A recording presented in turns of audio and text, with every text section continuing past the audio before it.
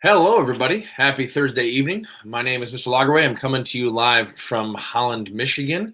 And hopefully, wherever you are, you're in the mood for some A-Push. Tonight, we're covering period 6.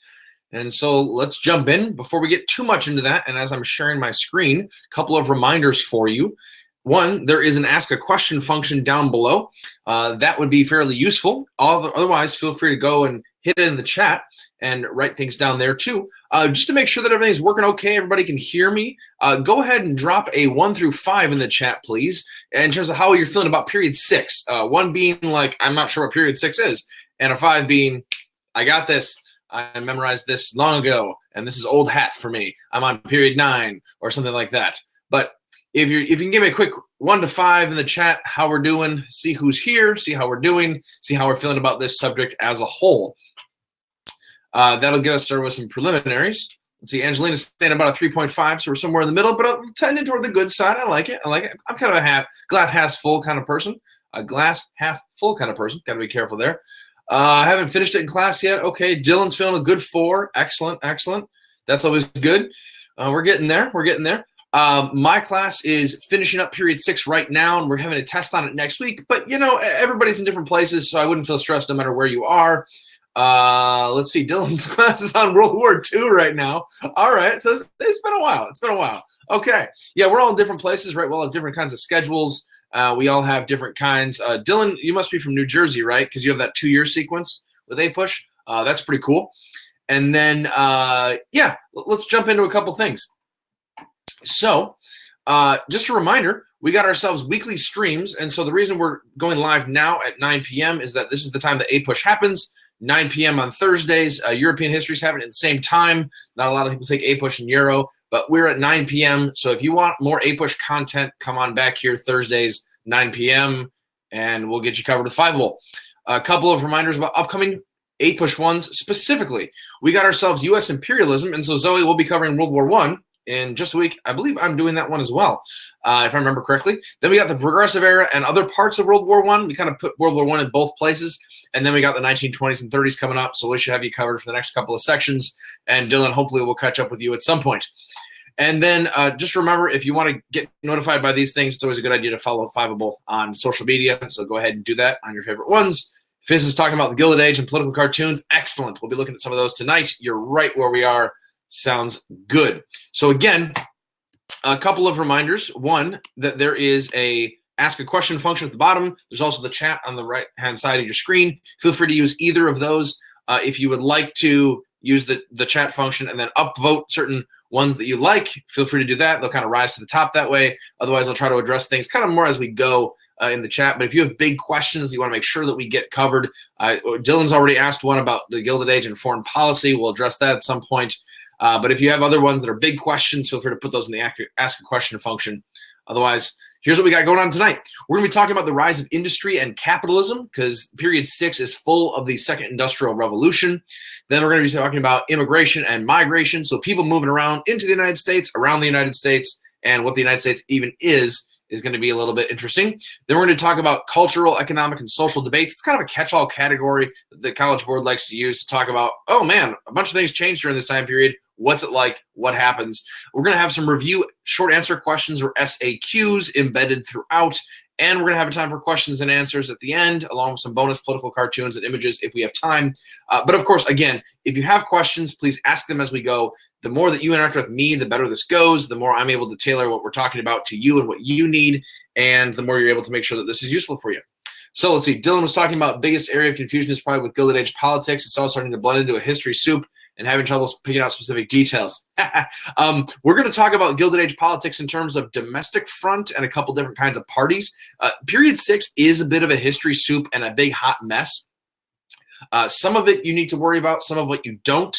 In terms of foreign policy, just to answer the question that you initially had, actually, Gilded Age foreign policy is I don't want to say virtually non-existent because that doesn't give us enough credit. But for the A-Push purposes, you largely don't have to know a whole lot. The United States continues to expand its reach toward Asia. So remember in the 1850s, we had the United States with Matthew Perry getting involved in Japan. We have the United States casting its eye toward Hawaii, trying to make sure the British stay out of Hawaii. The United States has manifested all of the destiny during period 6, and so they feel like they've controlled the entire North American continent. They start to look abroad a little bit more, start to look for more trade. There's a little bit of the start to imperialism with Latin Americans, partly because the United States has been imperializing Native Americans for quite a while, of course. But otherwise, the United States is fairly isolationist, although some historians would disagree with that. They would call it unilateralist, as in the United States doesn't engage with other countries. We just do our own thing. So we were engaging with other countries, just not together. And we weren't, say, a major European power. In fact, it's during the Gilded Age that the United States starts to upgrade its ministers to ambassadors. It's foreign emissaries. It's people representing the United States in other countries. Britain, France, Germany, Italy, they do that first, and then we upgrade ours. So the United States starts to get more involved in world diplomacy, but it's still pretty basic at this point. We'll get to more of the domestic policies a little bit later. So here we go. Let's get into this. First thing, we have the rise of industrial capitalism. So bonus point for tonight, who can tell me either A, what that invention is on the right-hand side of your screen, or B, who that gentleman is with the mustache on the right side of your screen? Angelina guesses Carnegie. It's a great guess. It's a great guess. It's a little bit misleading because the invention has to do with steel. Dylan, you got it. It's the Bessemer process as shown in England, and that is Rockefeller, John D. Rockefeller. Some think he is the richest American of all time. Carnegie looks a little bit different, a little more white, kind of beardish looking guy. He's involved with steel.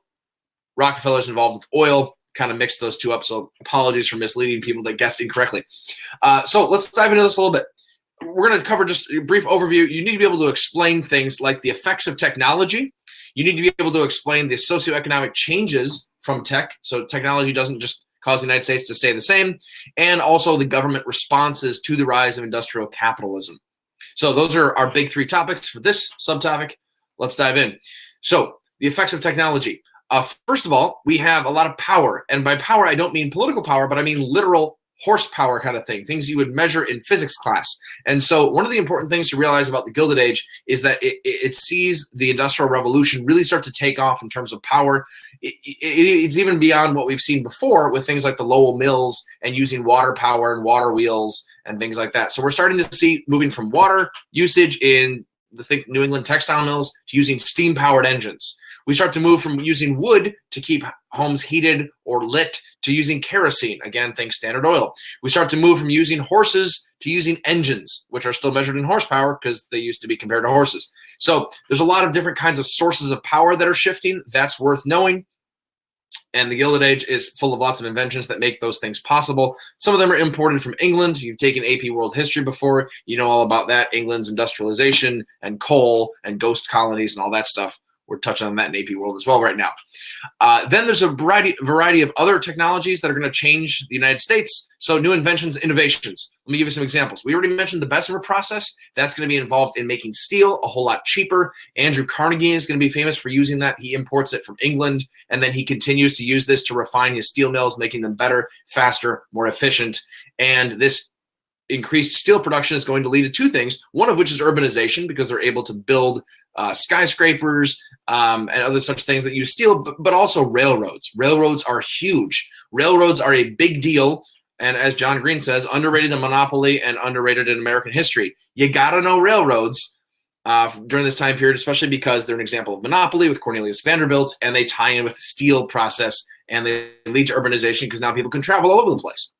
We're going to see vertical and horizontal integration. Now, I got a picture there of vertical and horizontal integration, and there's a variety of ways of thinking about it. It's a good idea to just memorize this. Vertical integration is going to be where you own one part of each step of the process, so you don't have to pay anyone else. The classic example is U.S. Steel and Carnegie. He owns the steel mills. He owns the steel itself that's made out of iron, made out of coke that makes the iron into steel. So he owns every step of the process. Then horizontal integration is owning all parts of one step of the process. The classic example would be Standard Oil and Rockefeller, in the sense that Standard Oil is the refinery, and you basically have to go through them. He doesn't own all the oil fields, at least initially. He doesn't own all the gas stations, at least initially, but he owns all the refineries, and so you have to go through him. So inventions and innovations aren't just things that inventors can create patents for. They're also new ways of organizing corporations, new ways of organizing businesses during this time period. Could they ask us to directly compare Carnegie and Rockefeller on the exam, or would a comparison essay be more broad? I believe so. Yeah, someone feel free to double check the exact wording in the concept outline, but I'm pretty sure the concept outline does not list them specifically as people you must know, more like they're examples. Vertical and horizontal integration even is an example of business innovations. So if it's not specifically listed in the concept outline, they can't require you to know it on the exam. They can just highly suggest that you use it. So I don't think you'd have one that specifically compares the two guys. You might have an essay, I'd say, that says something like, briefly describe one way business changed during the Gilded Age, or a new invention, or something that was controversial. I'm not even sure they would necessarily give you a compare-contrast, but you might be able to talk about a CCOT essay. If they talk about economic practices during the Gilded Age, then absolutely mentioning those would be a good idea. Yeah. Some other inventions and innovations during this time period, we get middle management. So there's no longer this, master and apprentices that we saw during the medieval era or even earlier in American history. It's even no longer even an owner and his workers. The corporations are getting so large that they start to need middle managers. So we need people that manage on the daily level. And then you have the people that actually own the factories. They don't necessarily interact with their bosses. So there's a little bit of a social disconnect between bosses and their workers. This is going to lead to all sorts of fun things like strikes and violence and problems. We'll see that.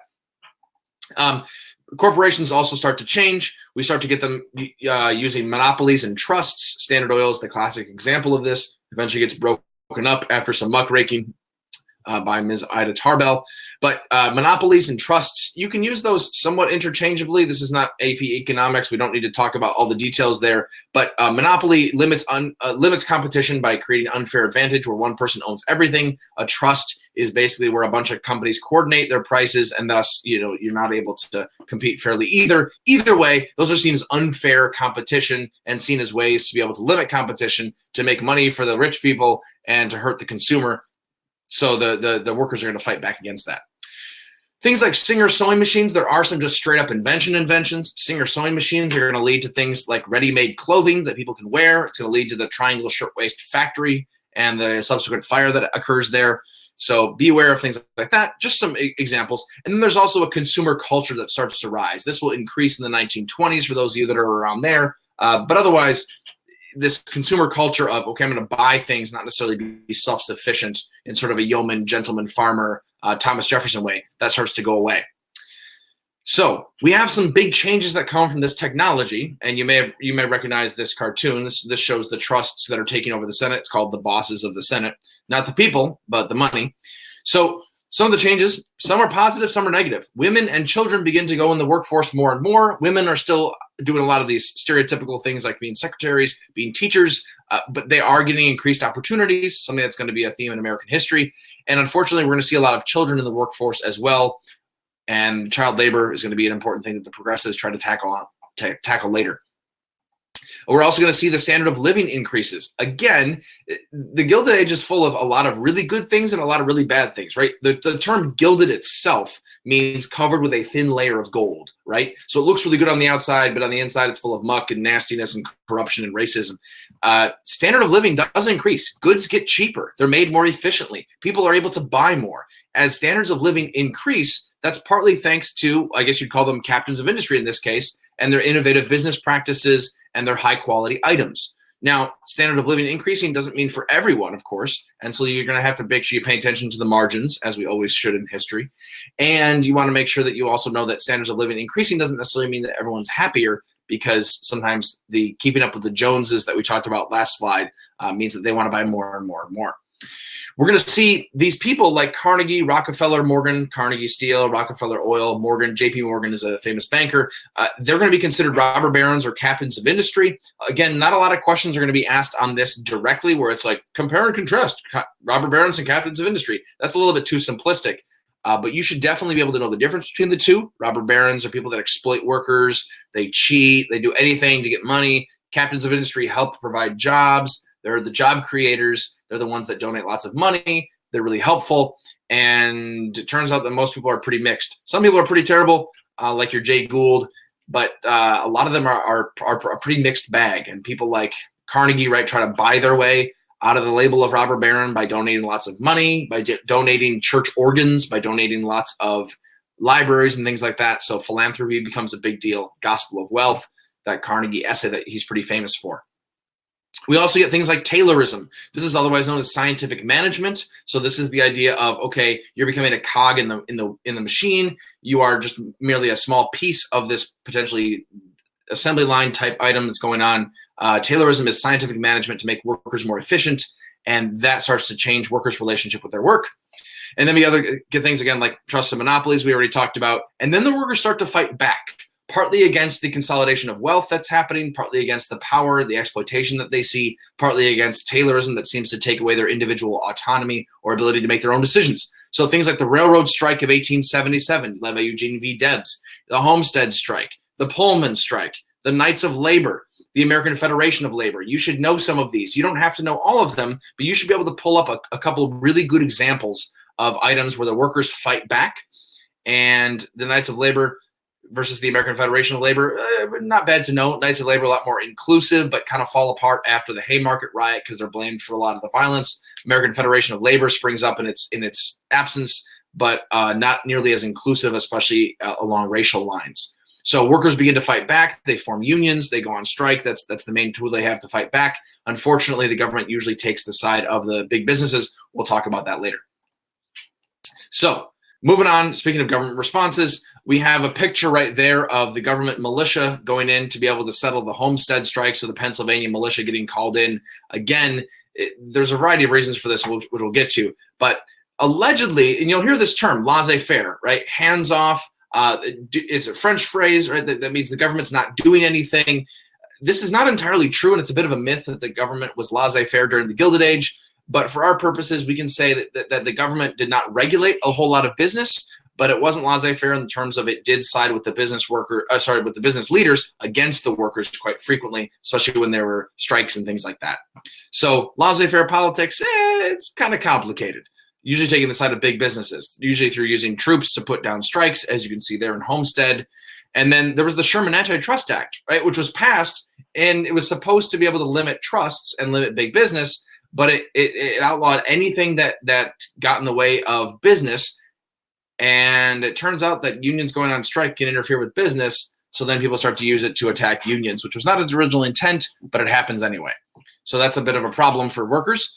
And then there are some imperialist adventures. You're going to look more into period 7 to see this. But one of the government responses to all this increased production and these new inventions is to say, hey, we got to be able to sell these in various places. How about in China? How about overseas? And so that kind of blends into period 7, which begins in 1890. There's a little bit of an overlap there. So some practice questions. But before we get to the practice questions, let me pause for a second. I've been talking for a while. Do you have any questions on the stuff we've covered so far? Again, this is not meant to be a deep dive into the Gilded Age. It's supposed to be a quick review, a quick overview of some of the things hopefully you've either already covered or it's a quick preview of the things you're going to cover in your class to make you feel a little bit better. Any questions that you have so far, go ahead and, again, bring them up in the Ask a Question function down below. Put them in the chat. Otherwise, I got some practice short answer questions that we can take a look at and go along. So, briefly describe one specific way the United States government intervened in the economy from 1865 to 1900. Let's open it up to the chat. What's one specific way the U.S. government intervened in the economy from 1865 to 1900? While I'm waiting for your replies, Fizz asked a question, do you think Boss Tweed will come up? Absolutely could be. Yeah, Boss Tweed's been on previous exam questions, I believe. And you know, it's not going to be an entire DBQ on Boss Tweed, but we'll actually talk about that in a later section. Talking about machine politics, government corruption, political machines, Thomas Nast and muckrakers against people like Boss Tweed during the Gilded Age, absolutely. Not a bad thing to know. Just a really good example. Boss Tweed was, again, a person who was in charge of the New York City Democratic machine. So he controlled New York City Democratic politics, and he was in charge. There was a lot of sketchy money stuff going on where he would make lots of money through government contracts, and the patronage system, kind of like the spoils system of Andrew Jackson, where, hey, new immigrant, come and vote for me. I'll find you a job and vote for me. Did I mention vote for me? That kind of thing. So Boss Tweed was famous for being pretty corrupt. Cartoonist Thomas Nast, we'll actually see one of his later. He was famous for trying to take him down because he thought he was corrupt. And so he would draw some cartoons that would show Thomas Nast would draw cartoons that showed that Boss Tweed was corrupt and helped to bring him down, actually. All right. So if you think you have an answer to letter A, go ahead and put it in there. Christine says federal land grants in the West. Absolutely. Absolutely. Yeah. The Homestead Act, the Moral Land Grant Act, we'll actually get to their next section. I tried to organize this according to the big themes of the concept outline, but they kind of overlap, right? So absolutely, that would very much work. So nice job. That works. Let's look at a couple of other ones. Let's see. We also have some questions that we'll get to in a little bit. More of a general, Dylan's got one. More of a general A-push question. How important are minute details? I know it's more specific than WAP, but how specific must we get? Yeah, that's one of those things. As somebody that teaches both, I often tell students that A-push is more specific than WAP. You have that correct. I would say just get as specific as you can. So at A-push, you want to be mentioning specific people. You want to be mentioning specific laws. If you can mention specific dates, that's even better. But you don't necessarily have to. It kind of depends on the question, right? So if it's a question about Reconstruction, dates are a little bit more important. If it's the Gilded Age, it gets a little fuzzy. If it's the Gilded Age politics, you probably don't need to know all the presidents. My personal opinion is that presidents after Rutherford B. Hayes until about McKinley or so are kind of take it or leave it. So you're at your Benjamin Harrisons, your James Garfield, sorry, all those people. Grover Cleveland, not worth spending a ton of time on. Could be useful, but don't like pull your hair out trying to memorize them all. Could be helpful. But when it comes to A-push in general, I would just say, again, be able to give some specific examples to all the big questions. So, for instance, this one, government involvement in the U.S. economy. You could talk about the Sherman Antitrust Act and then give an example. You could mention the Homestead Act and then talk about how that's out west. Or you could talk about the Transcontinental Railroad and how that goes out west. Or how the United States Army, like militia and National Guard often gets called out to be able to suppress strikes. That'd be one example. And then just continue to work from there.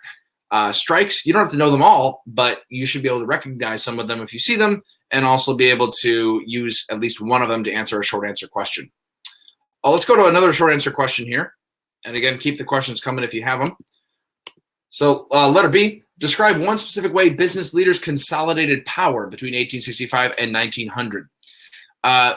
Just again, as you're thinking about the answer to this question, 1865 is the end of the Civil War. 1900 is a nice round date that they like to use. The Gilded Age can go in a variety of areas. Some people cut it off at 1890. Some people cut it off in 1898 with imperialism. Some people cut it off in 1914 with the rise of World War I. Some people cut it off in 1920 with the end of the Progressive Era, and they say they kind of overlap.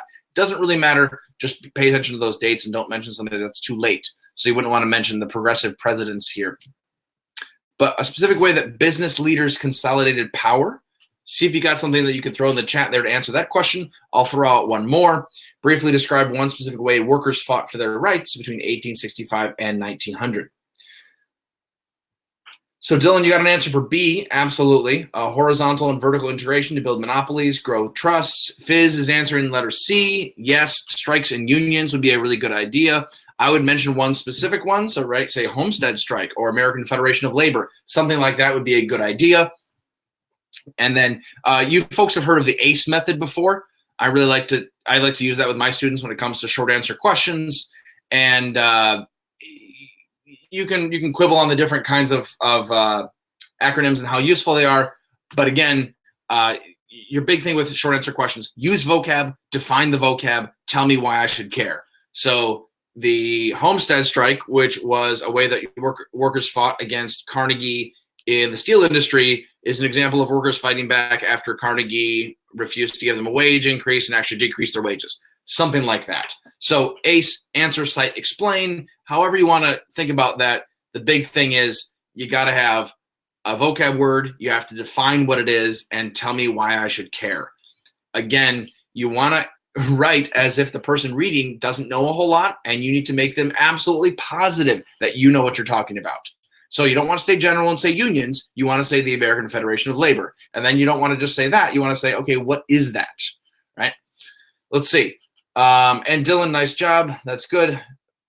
Like, yeah, I would say maximum 3 sentences per part. So 2 to 3 for A, 2 to 3 for B, 2 to 3 for C. If you're taking longer than that, you're not doing it right, perhaps, unless you write really short sentences, I suppose. But you want to move the heck along because you got 3 of these to write. You don't have all day, and you want to get to the point, right? Just do it. Let's see. Triangle shirt with factory fire to promote better factory conditions. Yes, Jenna, that'd be fantastic. By the way, shout out to Jenna from my class. That'd be a fantastic answer if it went until 1920. A reminder that that happens in 1911, I believe. So it might be a little bit past the time period, but you could absolutely use that. That you get fire escapes, you get sprinkler systems, doors that open outward, all that good stuff. Absolutely. Let's go on to the next section. Again, continue to do more. Let's see. Bribing government officials, heavily promoting their desired presidential candidate. Yeah, that's going to happen a variety of times. In 1896, there's going to be heavy money behind McKinley. That's one of the most famous because as a percentage of GDP, it's pretty high. So next section is on immigration and migration, how people move around. Big 3 things here: westward expansion and settlement, immigration and push-pull factors. Let's just dive in. Sorry, there's only 2. So westward expansion. We got this famous picture here. Can anyone tell me what that picture is? If you know what it is, or you think you know what it is, throw it in the chat. I'll give you a hint while you're writing it down. They left out all of the Chinese workers and deliberately pushed them aside so they could take this picture. Darn racism striking again. It's not miners. Dylan, you're killing it, man. All right. Yeah, this is Promontory Point, Utah. This is the coming together of the 2 different railroads, the Central Pacific and the Union Pacific. This is the Transcontinental Railroad and the famous Golden Spike. So if you haven't learned about it yet, this is talking about westward expansion, the first Transcontinental Railroad going from Sacramento to Omaha, and this is where they finally met. It lined up. They put in a ceremonial golden spike, and they took a big picture. Not a contest. It's okay. So the Transcontinental Railroad is a huge deal, right? It transforms the way Americans think. You can now go across the continent in as little as a couple days as opposed to months and months. You don't have to risk everything on a wagon train anymore. It results in the creation of time zones because people move so fast. We have Sears selling things through the railroad, through the mail order catalog. We have more and more settlers going out west. We're going to know more and more about we're going to see more and more bison getting destroyed because hunters come out west on the railroad, right? So the Transcontinental Railroad transforms everything it touches, and it leads to a massive movement of people out west, goods out west, and leads to refrigerated cars during the Gilded Age and be able to transport meat, and everything gets transported via the railroad. Big deal. Homestead Act, somebody mentioned this already, right? The government gives away land as long as you have a filing fee and you're able to improve the land. So many white settlers move out west. We have the Moral Land Grant Act, and that's going to give away land for states and for colleges and things like that. A lot of timber and mining out west, tuck that away for a little bit later, but there's going to be a lot of resource depletion and environmental problems out west as people continue to use up all the mining and using up all the timber without necessarily considering, what happens when we take away this entire hillside, things like that. Moral Land Grant Act, again, just a way for the government to give away more land. They use it for land grant colleges. So just another example of the government getting involved in the economy. They say, hey, Nebraska, why don't we give you some land and you can build a college on that? And then they can sell it or use it in a variety of different kinds of ways. So, yeah, Moral Land Grant Act, just another example of the United States giving away land, federal government getting involved. Don't forget we have people like exodusters moving out west, and they're going to be former slaves that move out west. They're able to somewhat participate in the Homestead Act, although to a limited extent. We have new inventions like the McCormick Reaper and barbed wire. So McCormick Reaper enables people to farm faster and more mechanically. Barbed wire is enabling farmers to fence off their property from ranchers. So thus the cowboys and the open range doesn't really last for that long. And then we have the Grange movement, speaking of farmers. And this is where it starts to shift from, hey, there are farmers out west to, hey, there are farmers out west and they have problems and maybe we should address some of those. So the Grange movement is going to be a collection of farmers trying to prevent each other from getting too bored, getting some solidarity. This is eventually going to morph into the Farmers Alliances and then into the People's Party and Populist Party. Dylan asks, can you draw some synthesis from the Homestead and Land Ordinance of 1785 in terms of the government organizing territory and getting involved in land consolidation? Yeah, I would say so. I mean, out west and Northwest Territory, somewhat similar, and especially in terms of promoting education, right? So promoting education by setting aside one section of land in the Northwest Territory with the Rural Land Grant Act. Sure, I'd say so. Again, the College Board is kind of moving away from the word synthesis. They don't like that too much. It's now complexity, and synthesis is one way to get the complexity. I'm not a huge fan of people trying. I find that if it's not integral to the essay and it doesn't really add a whole lot, it needs to be kind of an extended analysis. It's not really worth it, and you don't get the point. We generally don't give out complexity too much unless it's a really good essay. And I find the best way to do it is to sort of play both sides, right? The continuity and change, the cause and effect, the compare and contrast. That's usually the best way, in my mind, to be able to get to it. But you can always throw in some synthesis there to make you sound a little smarter, which is awesome. People's Party and silver, we'll talk about that a little bit more later, but remember, the farmers want more inflation because they're in debt, and inflation helps people who are in debt. Ask me more about that later if you want to know more about that. We also have immigration and push-pull factors and the unfortunate super racist cartoons about kicking out the Chinese with the Chinese Exclusion Act. So we'll get there.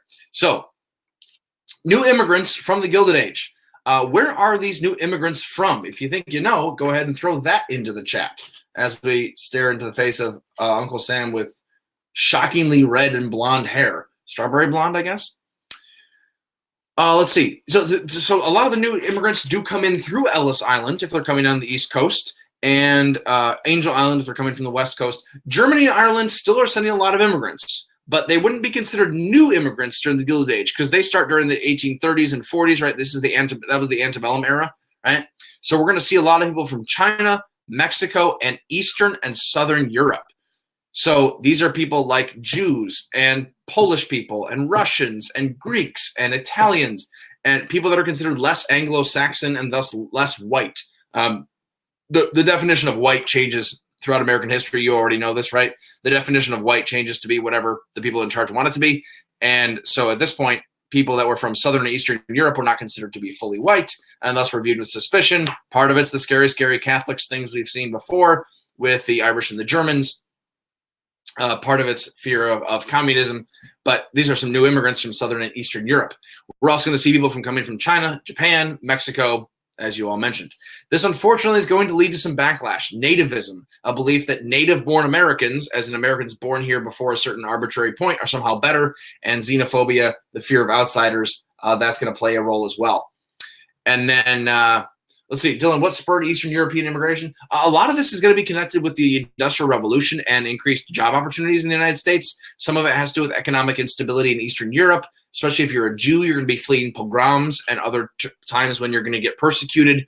Otherwise, it's mass migrations of people as there's some chaos, Crimean War, etc., but also mostly economic opportunity during this time. Also keep in mind that a lot of these immigrants don't actually stay in the United States. I don't remember the exact specific stats on this, but a good percentage, I want to say close to a third of immigrants that come to the United States work here for a while and then come back. Fizz, if you would like the link to these slides, you have to be a Fiveable Plus subscriber, and they're linked on the website. So if you just go to this and watch the not in the live stream, but watch the archive later, this slide deck is all available there for you to click on. So xenophobia takes a variety of forms. Chinese Exclusion Act, probably the most infamous out of all of these. So the Chinese Exclusion Act in 1882.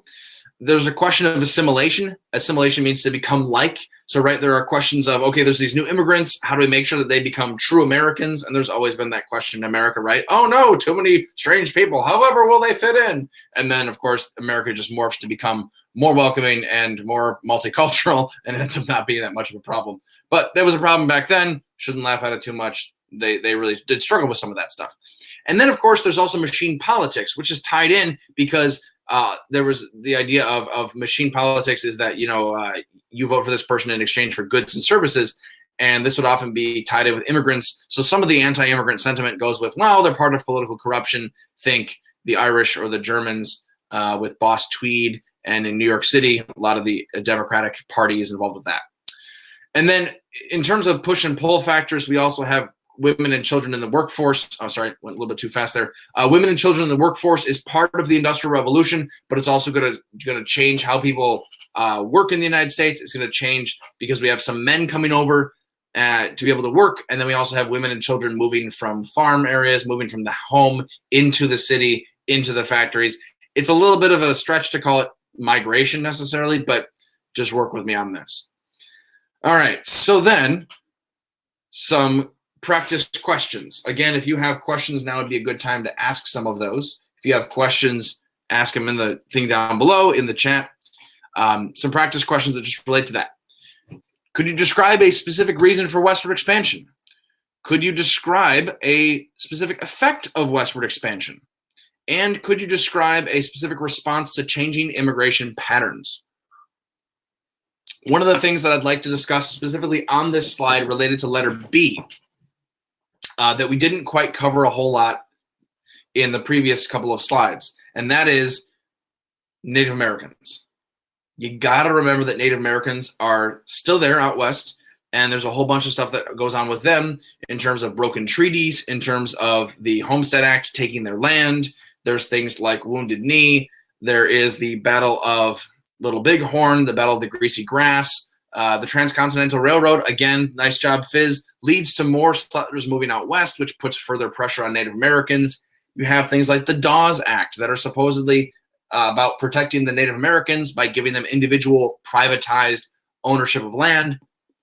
Problem with that is that Native Americans didn't necessarily own land individually. It was often communal. Plus, they had to be migratory to be able to follow the bison on the Great Plains. And so giving them individual tracts of land really hurt them a whole lot. And that's a bit of a problem. So you should know things that tie in with the Homestead Act and with Native Americans. Again, the Wounded Knee Massacre kind of ends the Plains Wars and closes the frontier in 1890. So be aware of Native Americans. I might cover that a little bit later as the United States moves west. Let's see. So we have Transcontinental Railroad as an effective westward expansion. Could also be a cause, depends on how you use it. Mining boom, absolutely. Mining towns, Native American reservations, yes, absolutely. Let's see, cities getting too populated. West represented the opportunity to start over and strike it rich. Absolutely, that works. Dylan's going whole hog for the ace here. New opportunity for fertile farmland, grow crops and wheat like wheat in Kansas and mine minerals further west. Westward expansion, absolutely. And then dealing with the West and Native Americans. Excellent answer there. Last one. An effective westward expansion would be the displacement of Native Americans and forming the state of Oklahoma, originally called Indian Territory, right? That's where the Trail of Tears people were relocated to. Yes, that would do it.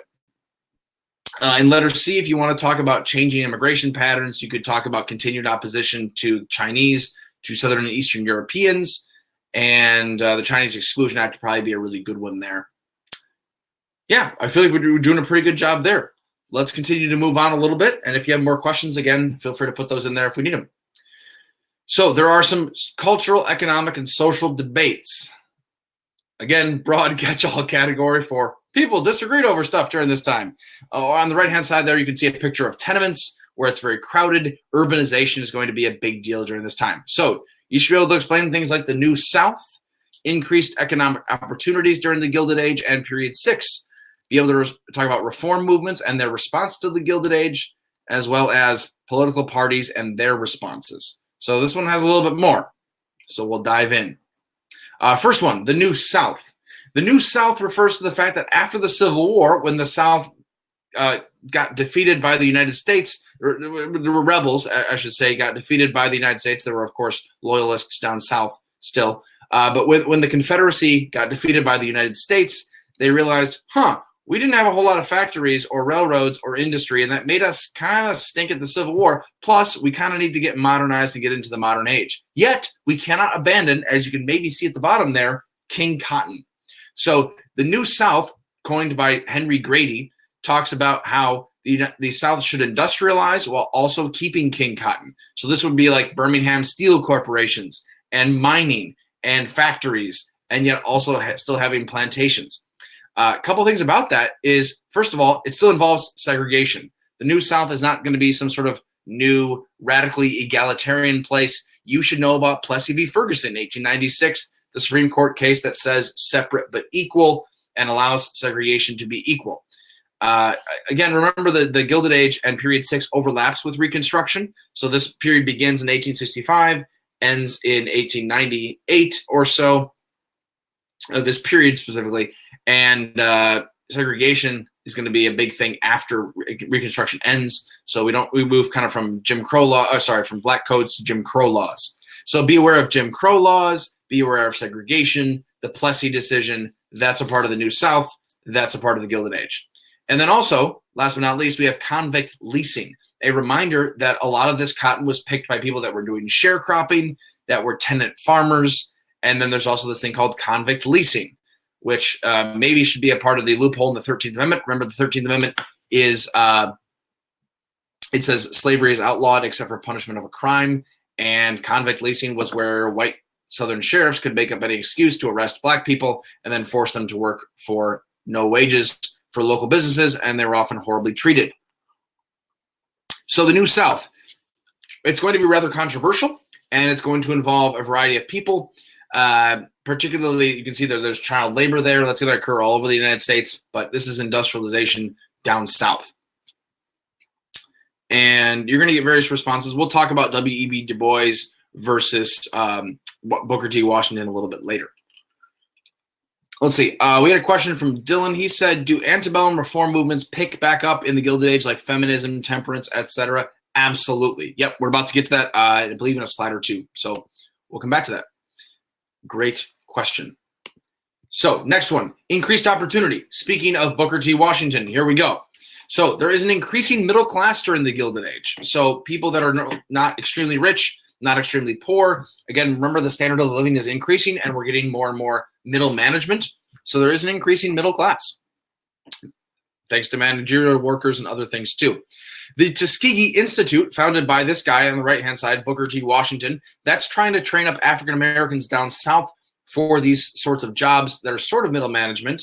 He wants people to advance economically so that way they can earn the social approval of white people. Remember, W.E.B. Du Bois disagrees about that and says, no, how about we have social equality right now?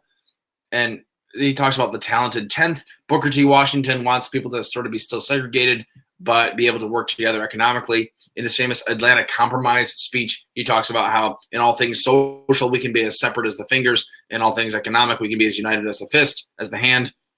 So the Tuskegee Institute is a good example of people getting additional education and more training for new additional economic jobs. We have a new consumer culture that's going to involve things like camping, libraries, and the circus.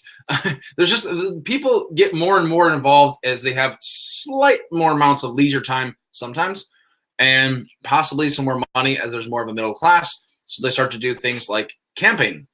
Think about it. If you're in the middle of an industrial city, what do you want more than anything else? To get out of the city and maybe go to a park. Not really out of the city, but it feels like it.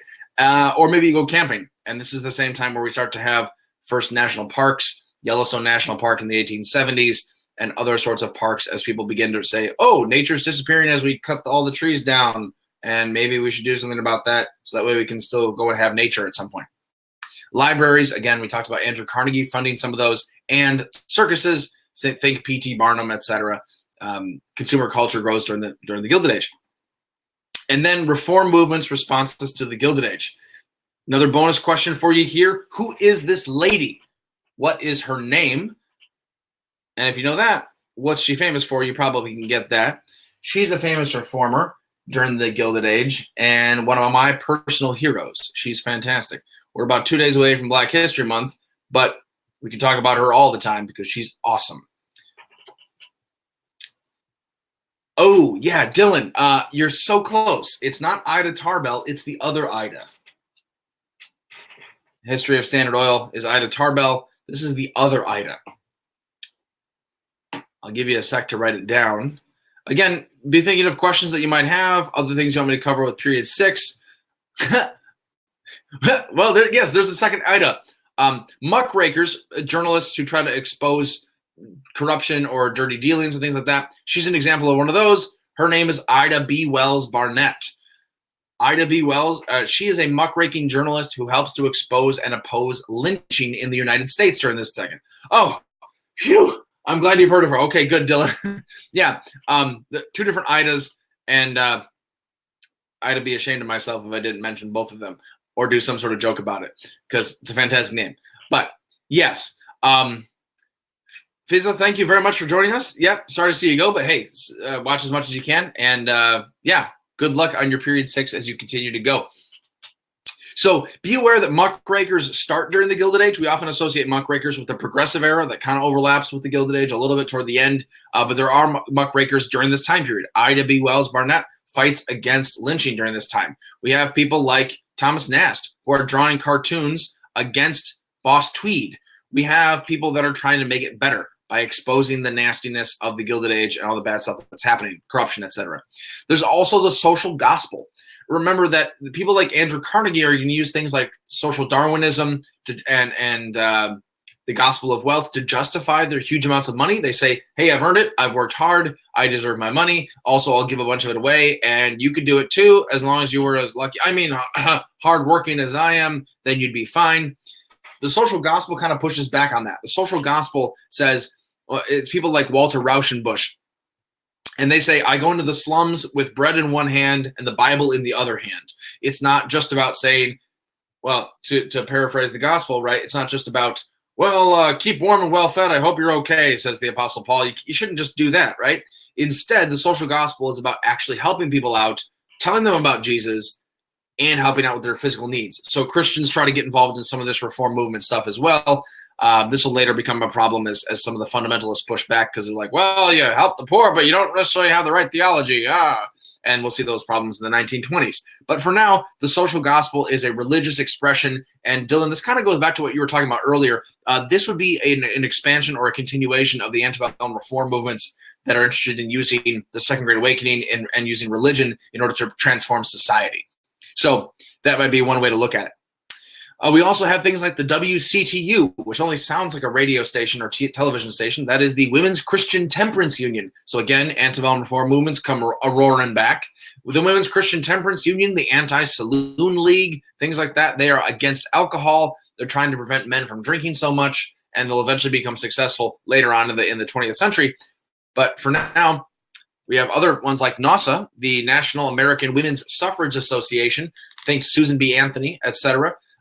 They're going to be women's rights. Again, antebellum reform movements come roaring back. So we have a lot of these that are going to be started during the Gilded Age that find most of their fulfillment or most of their success during the Progressive Era.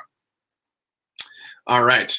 Oh, and I should remember Hull House. My wife is a social worker, and so the social work profession was started during this time, during the Gilded Age, by people like Jane Addams, who were in charge of things like Hull House. And Hull House was a so-called settlement house where they would help new immigrants. This was in Chicago. They would help new immigrants get settled. They would give them English classes. They would give them cooking lessons. They would connect them with people in the community, help them get housing. They might even help to fight corruption and try to do that. This is kind of early progressives. There's a little bit of an ambivalence here, a little bit of good and bad, because some of these people are going to say, well, immigrants, you're new here. Let me show you how it's done because your previous ways are kind of stupid and pat, really patronizing. But some of them do really intend to help a whole lot. And so there's a little bit of a two-sided nature to helping out that way. And then, as we already mentioned, machine politics and Tammany Hall. The Boss Tweed leads Tammany Hall, leads machine politics in New York City. He's the most famous example. And Thomas Nast, the cartoonist, takes him on, tries to take him down, expose the corruption. Then we got political parties and their responses. And you might notice on this cartoon, one of the most famous ones that we need to know during this time period is the People's Party. People's Party, otherwise known as the Populist Party. This cartoonist thinks it's a crazy party. Notice that the balloon is a party of patches, and then it says platform of lunacy, and they want a whole bunch of stuff that the cartoonist doesn't agree with. So the People's Party. This, remember, comes out of the Grange movement and the Farmers' Alliances. It's largely farmers. Now, keep in mind, farmers are going to be in two places during this time period. Down south, think sharecroppers, and out west, think homesteaders. So the Populist Party or the People's Party gets very, very popular in the south and gets very, very popular in the west. They eventually get co-opted by largely race, because people are going to realize that, hey, this looks like, well, the people in charge are going to realize that it's a bunch of poor people uniting together, And if you've studied APUSH, you know about the racial bribe, perhaps, that happens with like Bacon's Rebellion. If poor people start to come together, just tell them, ooh, blacks and whites hate each other. And then the next thing you know, they're hating each other instead of you as the rich person. So that happens. So what does the Populist Party want? Well, remember, they're a bunch of disaffected, angry farmers who want things to get better for them. So they're going to be in charge of, they want the government to be in charge of things like regulating railroads. They don't have any other option as to where they go. They want the government to regulate railroads so the railroads can't charge too much. They also want the government to help them out with their crops, because remember, farmers all have to sell at the same time, which means it's the lowest possible price, and they want to be able to sell at a better time and a better price. Speaking of better price, they also want, they also want the free coinage of silver. Back in the day, the American dollar or dollar bills, greenbacks, were backed up by gold. And so you could go into a local bank, turn in a greenback, a dollar bill, and say, I want a dollar bill's worth of gold. Well, having to use gold limits the amount of money you can have in circulation, because you're only supposed to have enough notes to correspond with the amount of gold you have. If you can add silver as a way to back the currency, you can issue more paper money. If there's more paper money, you don't need to be an economist to know this, if there's more paper money circulating, what's the value of each individual dollar? It goes down, and therefore prices go up in a process known as inflation. So the Populist Party wants inflation. Let me get through a couple of these things. So one of the big questions is, do we use gold as the backing of our currency, or gold and silver? The bankers, the rich people, want only gold because that preserves the value of money and it's helpful to them. People that are debtors want gold and silver because that way there's inflation and it helps them. This gets a little bit confusing and a little bit wonky. I don't want to get too into the weeds with this, but let me just briefly try to explain this.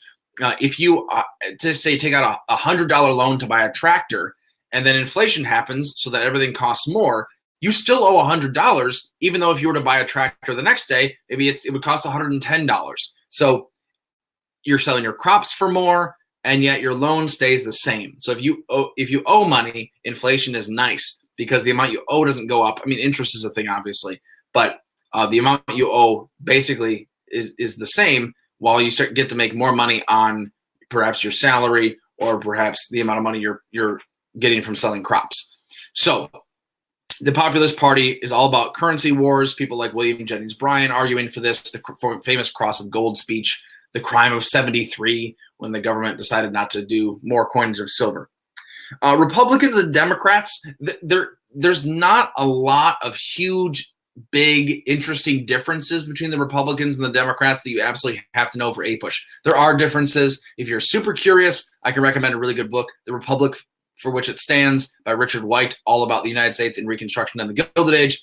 Very lengthy tome, but very interesting. Talks about some of those differences there, the mugwumps and all those kinds of people, all sorts of fun names, the stalwarts, etc. But for our purposes, you should know that they differ on tariffs. Republicans like tariffs, Democrats don't. There's also that Civil War legacy where the Republicans say, hey, vote for us, because the Democrats, they're the party of treason and secession, and you shouldn't vote for them because they caused the Civil War. That was known as waving the bloody shirt, as in, look at them, they caused all this bloodshed. Democrats, by contrast, would say, Civil War is over, get over it. Also, we're still in charge of the South, and we're because after Reconstruction ends, right, with redemption, and we're definitely going to keep all of the black people from voting, so the Democrats are in charge of the South. In terms of which side they take with like industrialization, Republicans start to become the party of big business by the end of the Gilded Age, but that's very much at the very end.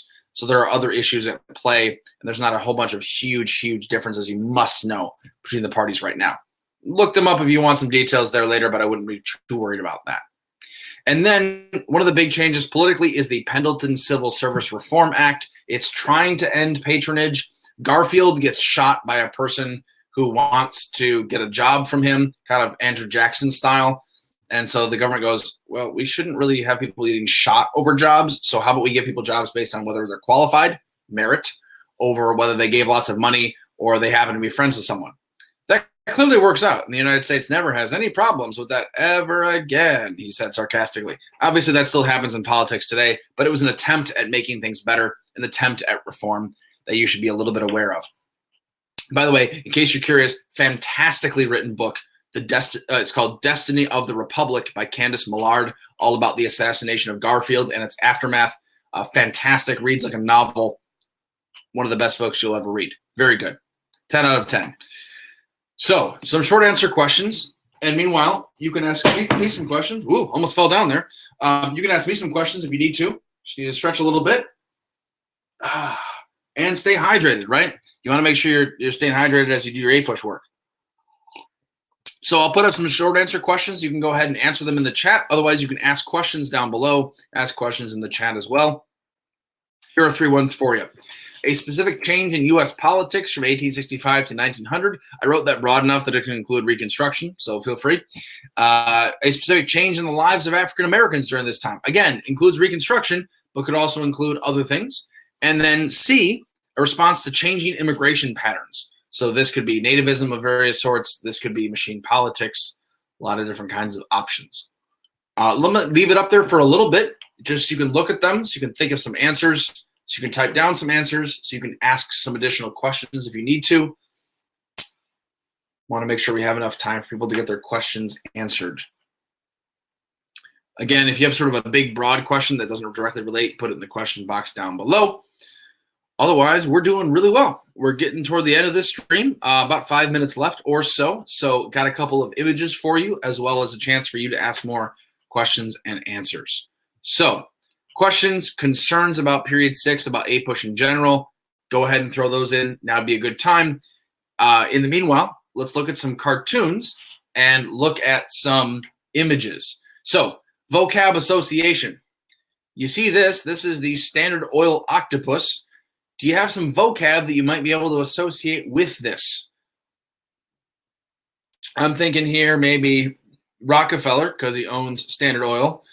Let's see. We might also talk about horizontal integration, because Standard Oil owns all of the refineries. And notice how they're grabbing for the state house, the U.S. Capitol, the White House. They're grabbing other competitors and strangling them. It's taking over everything.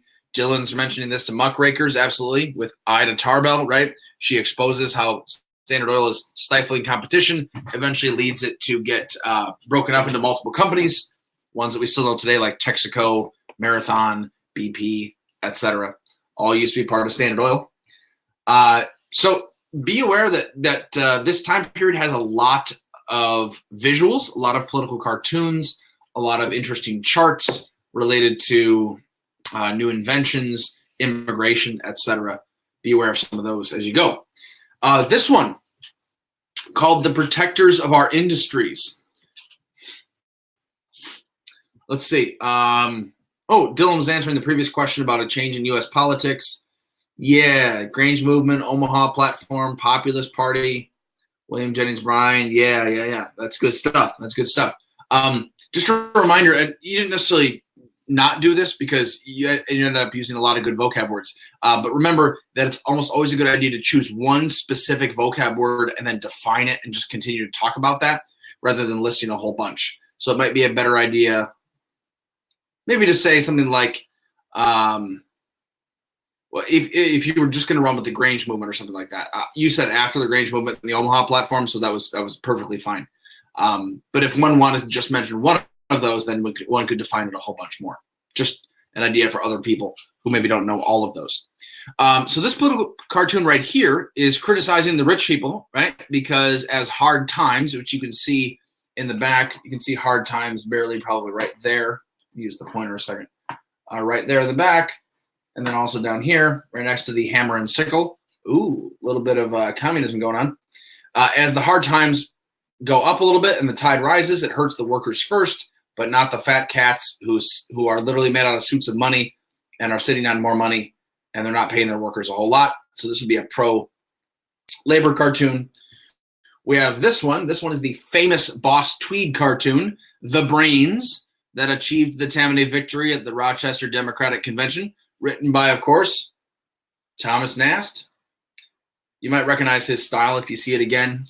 Otherwise, Thomas Nast is a very famous cartoonist, and in this case, he's talking about Boss Tweed being the money bags. How does he control politics and machine politics? Through money, through bribery, and money makes politics go round.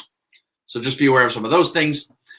We have this one. This is one of the first. This is the insurance company building in Chicago, one of the first skyscrapers. Be aware that urbanization happens during this time period. Tenement apartments become a thing. People are living in crowded conditions, often in ghetto-like conditions, not the ghetto in the modern sense, but ghetto in the original sense, as in people are confined to smaller neighborhoods, often very ethnically homogenous. All the Polish people tend to cluster together. All the Dutch people cluster together. They speak their native languages. They have their stores. We get Chinatown, Little Italy, stuff like that. As urbanization increases, there's also a lot of dirt and mess and pollution and crowdedness. Tenement conditions are not great. And so that's going to lead to eventually the progressive era as people try to solve some of these problems. All right. If you don't have any more questions for me, we're about out of time here and starting to wrap up. So a reminder that if you're looking for more Fiveable content, we're Thursdays at 9 p.m. We're going to do some more deeper dives going forward into some specific period 7 topics. This one was just on period 6, kind of an overview, hitting some highlights there for you. If you have any more questions, now would be the time. Otherwise, it's been a pleasure. Thank you very much for joining me, and I hope to see you again on another Fiveable stream. Best of luck, especially those of you that are taking a period 6 test sometime soon. Dylan, thanks for joining us. Appreciate it. I always appreciate an active person in the chat, and you're one of the most active, of course, so nice job. Good to have a better grasp on period 6. Period 6 is kind of a monster. Like it just feels like it's all over the place, and it's hard to get a good grasp of how it all connects together. And so, yeah, hopefully we put some of that together. Remember the growth of industry, the movement out west, and then all sorts of problems and controversies that come along with that, along with opportunities and new good things. So, yeah, one way to look at it. Alrighty. Well, folks, have a fantastic evening. And again, hope your rest of your A push goes well. And we'll see you again sometime soon. Good night.